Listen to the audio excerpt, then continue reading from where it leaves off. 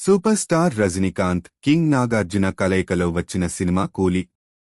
Box office దగ్గర ఊహకందని హైప్తో audience ముందుకు వచ్చిన ఈ సినిమా ఈరోజు ప్రేక్షకుల ముందుకు వచ్చింది.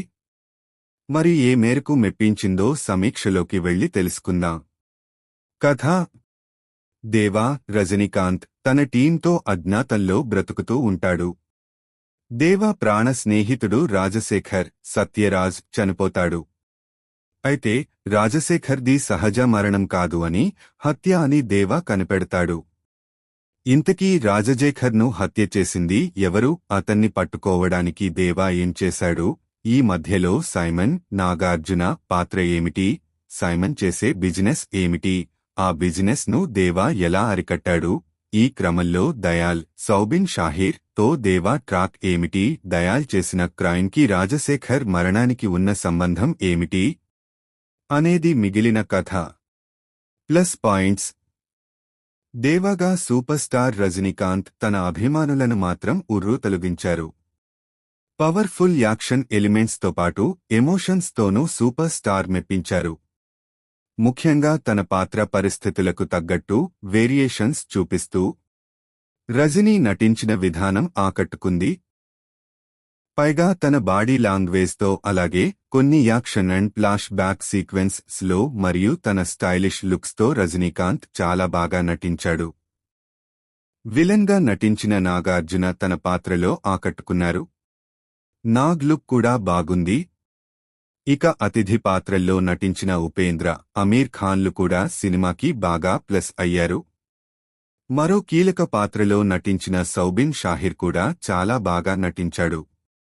కూతురి పాత్రలో శృతి హాసన్ ఒదిగిపోయింది. పూజా హెగ్డే స్పెషల్ సాంగ్ బాగుంది.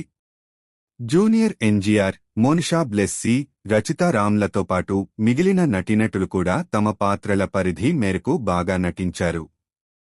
దర్శకుడు లోకేష్ కనగరాజ్ రాసుకున్న యాక్షన్ సీన్స్ బాగున్నాయి. అలాగే ఆయన క్యారెక్టర్స్ కూడా బాగున్నాయి.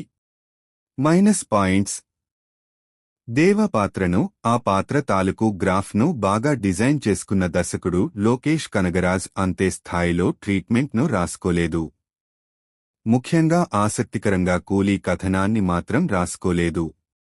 ఈ కూలీలో కొన్ని సన్నివేశాలు బాగా స్లోగా సాగుతున్న ఫీలింగ్ కలుగుతుంది. పైగా కొన్ని సన్నివేశాలు మినహా ఎక్కడా ఫ్రెష్నెస్ కనిపించదు. ఫస్ట్ హాఫ్ను వేగంగా నడిపిన లోకేష్ సెకండ్ హాఫ్ని మాత్రం మరీ సాగతీశారు.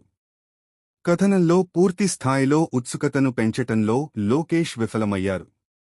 స్క్రీన్ ప్లేను ఇంకా ఆసక్తికరంగా మలిచే అవకాశం ఉన్నప్పటికీ ఆయన మాత్రం తన శైలిలోనే సినిమాని ముగించారు. ఓవరాల్గా ఈ కూలీ సినిమాలో బలమైన ఎమోషన్, కాన్ఫ్లిక్ట్ ఉన్నప్పటికీ ఆ ఎమోషన్లో, కాన్ఫ్లిక్ట్లో ప్రేక్షకుడు ఇన్వాల్వ్ అయ్యేంతగా అవి సరిగ్గా ఎస్టాబ్లిష్మెంట్ అవ్వలేదు.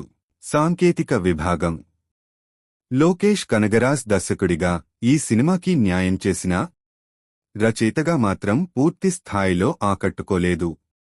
నిజానికి ఆసక్తికరమైన పాత్రలతో చిత్రాన్ని అందంగా తీర్చిదిద్దే ప్రయత్నం చేసినప్పటికీ ఆయన కథనం మీద ఇంకా శ్రద్ధ పెట్టి ఉండాల్సింది. సంగీత దర్శకుడు అనిరుద్ రవిచంద్రన్ అందించిన సంగీతం బాగుంది.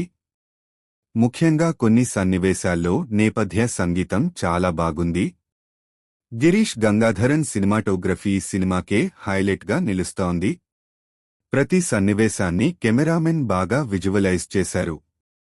ఎడిటింగ్ బాగున్నప్పటికీ సెకండాఫ్లో కొన్ని సాగతీత సీన్స్ను ట్రీమ్ చేసి ఉంటే ఇంకా బాగుండేది. సినిమాలోని కళానిధి మారన్ నిర్మాణ విలువలు చాలా బాగున్నాయి.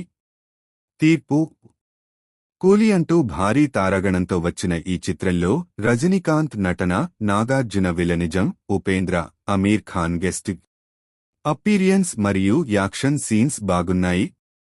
కానీ సినిమాలో బలమైన ఎమోషన్, కాన్ఫ్లిక్ట్ ఉన్నప్పటికీ ఆ ఎమోషన్లో, ఆ కాన్ఫ్లిక్ట్లో ప్రేక్షకుడు ఇన్వాల్వ్ అయ్యేంతగా అవి సరిగ్గా ఎస్టాబ్లిష్మెంట్ కాలేదు. ఓవరాల్గా సూపర్ స్టార్ అభిమానులతో పాటు సాధారణ ప్రేక్షకులను కూడా ఈ చిత్రం ఆకట్టుకుంటుంది.